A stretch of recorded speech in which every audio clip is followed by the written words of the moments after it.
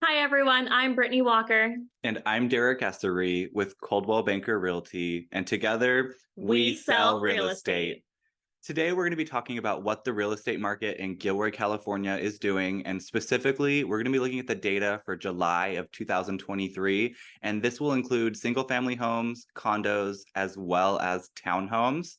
I'm going to go ahead and share my screen so you can see what we're talking about. So first up, we're going to be talking about what I think most people actually care about, and that's the median and average sale prices that we're seeing in Gilroy. And there's some pretty interesting information here. First, this July, we saw a median sale price of $1,132,000. And this is actually up almost 4% from July of 2022. And then the number that I really like to focus on is the average sale price. And this is also up from a previous year.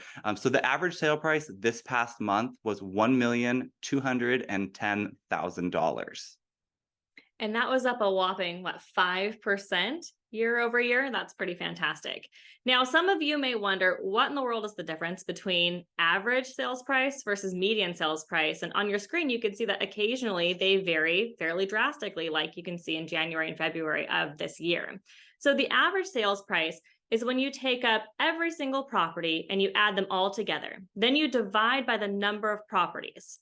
Whereas the median sales price is the true middle. So if there's going to be outlier properties, maybe there was a home that sold for over $4 million, or maybe there was a property that was a fixer upper and it sold for $600,000. Occasionally those can skew the data. So we like to give it to you in two different forms. And then depending on the month, we can tell you which is actually going to be more stable, what the normal number is going to be, and what we're actually putting that value forward as. Yeah, and I really like this info because I tend to feel like on the news, we're hearing all the doom and gloom about, what sale prices are doing in the United States as a whole.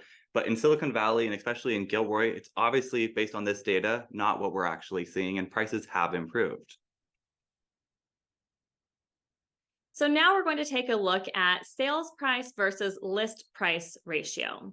And so at the beginning of the year, you can see that that was the first time in a number of years where the sales price was lower than asking price. But the good news for our home sellers is this summer, and especially this July, you can see that properties were selling for 2% over their asking price.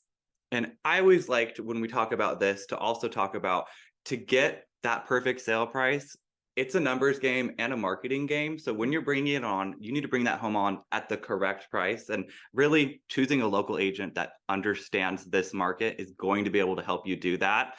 And the people that are getting over their asking price, they are positioning their home to be able to do that. We're not in a market where you just put your home on the market and you can expect multiple offers. It's the homes that are putting in a little bit of work and listening to their real estate agents, or those are the ones that are actually getting the right price.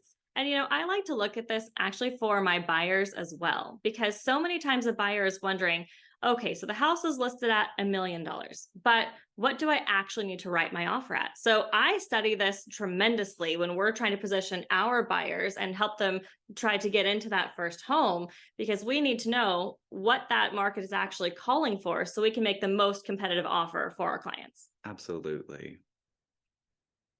I think this is also a really interesting slide because when we hear the media talk about sales being down, I think it would imply that homes aren't selling as well as they used to. But when we look at the actual number of sales in Gilroy, yes, they are down, but it's really directly correlated to the fact that there are less homes for sale now than there were, in the last few years.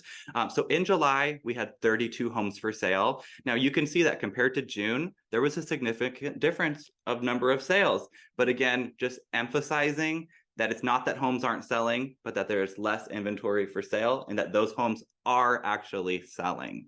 Well, and that's what we're going to get to next is days on market. So let's take a look at that.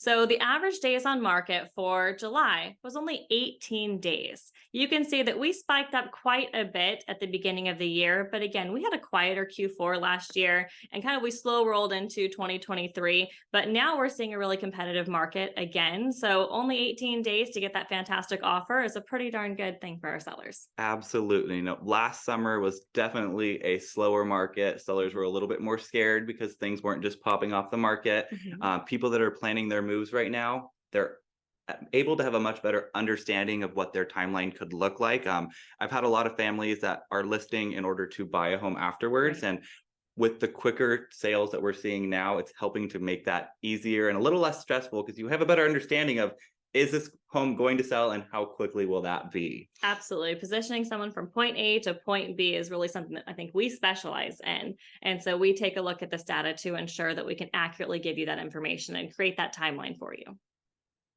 So if you guys have any questions about how we can help position your home for this market, make sure to either shoot us a text message or give us a call. Again, I'm Derek Essary, And I'm Brittany Walker. and we sell real estate.